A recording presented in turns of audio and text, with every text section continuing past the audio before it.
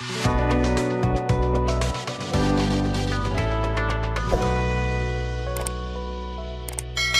everyone, and welcome. Today, we're doing something a little different. We're going to go on a guided tour of one of the most important devices on the entire internet, the network router.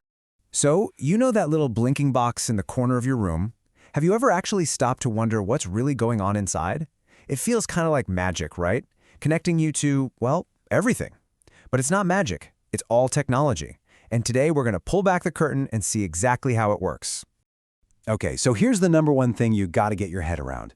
A router is just a computer. Seriously, it's not a computer for playing games or writing emails. Nope, it's a highly specialized computer with one and only one mission: to direct network traffic as fast as humanly possible.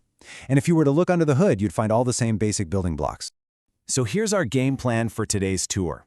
We'll start by hammering home why it's a computer in disguise. Then, we'll literally look inside the box at the hardware. From there, we'll check out all the ports on the outside, see how they connect our different worlds, LAN and WAN. And finally, we'll meet the real brains of the operation, the software. All right, first stop. Just like your laptop or your phone, a router has two main parts that have to work together perfectly. You've got the physical hardware, the chips, the circuits, all the stuff you can touch, and then you've got the software, the special operating system that tells the hardware exactly what to do. Let's start with the hardware. Okay, so our tour is now moving from the big ideas to the actual physical stuff. We're going inside the chassis to see what's living on that main circuit board. And here it is. This diagram is a fantastic map of a router's main board. You can see the power supply over there on the side, but the real action is on the circuit board. See? You've got a CPU, a few different kinds of memory like RAM and ROM, and flash storage. Let's break down what each of these key players actually does. First up, at the very heart of any computer, you've got the central processing unit, the CPU. And a router is no different. This CPU is the engine. It's what runs the entire operating system. It processes all those incoming packets of data, and it makes lightning-fast decisions about where to send them. It literally manages everything the device does.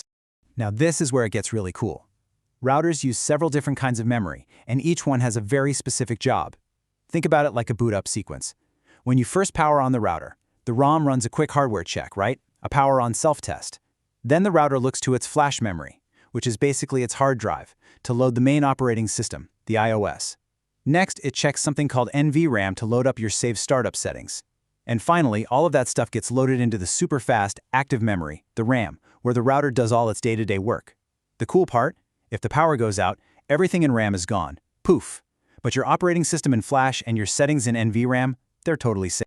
Okay, we've seen the internal organs. Now let's step outside the box and take a look at how we actually connect to this thing. This is where we plug in the cables. So check out the back panel of this CISCO router. You can see a whole bunch of different sockets and connectors. I know it might look a little intimidating, but they all fall into just a few key categories that we're about to explore. This is going to be our map for this next part of the tour. But first, we got to get some lingo straight. In the Cisco world, there's a difference between ports and interfaces. Generally speaking, ports are for managing the router itself, for talking to the router. Interfaces, on the other hand, are for all the data traffic, for the router to talk to other networks.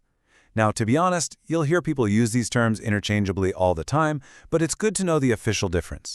Let's start with the management ports. The console port is your absolute lifeline.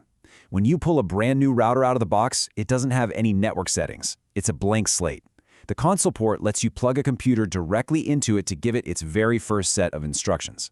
The AUX port, well, it's a bit of an older thing, you don't see it as much now, but you could use it for remote management, maybe by hooking up an old-school modem as a backup.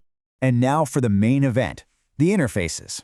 These are the connections that handle all the actual data, connecting your local area network, your LAN, to the wide area network, the WAN, the rest of the world. So what's the big difference between LAN and WAN interfaces? It's really all about scope. LAN interfaces, like the Ethernet ports you've seen a million times, connect to your local stuff, your PCs, your switches. They use something called a MAC address. Think of it as a unique serial number that's baked into every single network part to find devices on the local network. WAN interfaces, though, they're for the long-haul connections to other networks, and they use totally different ways of addressing. And you can really see the physical difference here. On the left, you've got those standard, familiar RJ45 Ethernet ports for your LAN. But on the right, Whoa! You see a bunch of different, much bigger, more complex serial connectors. These are for all the different kinds of WAN links. They do the same job, moving data, but they use very different hardware to do it. Now, when you're plugging stuff into those LAN ports, you also have to know which cable to grab. It's pretty simple, really. If you're connecting a router to a switch, you use a standard straight-through cable. But if you connect two similar devices, like a PC directly to a router, or even one router to another router, you need a special crossover cable that swaps some of the wires inside. Easy enough for our local network, but things get a little more complicated when we connect to the outside world. Okay, when we talk about those big WAN connections, we've got to understand two different roles, DTE and DCE. Here's a super simple way to think about it. Imagine the DTE, that's your router, is the student. The DCE, that's the equipment from your internet service provider, is the teacher. And it's the teacher who sets the pace of the conversation. The teacher provides the timing, or what we call the clock signal, that keeps the whole connection perfectly in sync. This diagram shows exactly how that plays out. In the real world, your router, the DTE, connects to a device from your service provider called a CSU/DSU. That device is the DCE, our teacher providing the clock signal. But what if you're in a lab and you just want to connect two routers together? Well, one of them has to play the teacher. So you use a special DCE cable on one of the routers, and that tells it to provide the clock signal, basically simulating what happens in the real world. So, we've toured all the hardware, inside and out, but none of it does a single thing on its own. It's just a collection of parts without instructions. So for the final stop on our tour, let's look at the software, the mind of the router. And that software has a name, the Cisco Internetworking Operating System, or just iOS. This is the magic that ties everything we've just seen together. The Cisco iOS is really the ghost in the machine. It manages the CPU and all that memory we talked about, it controls all the interfaces, and most importantly, it reads a configuration file. And that file? It's just a list of commands that you, the network administrator, write to tell the router exactly how to handle traffic. This brings our whole specialized computer analogy full circle. The hardware is the body, and the iOS, with your configuration, that's the brain.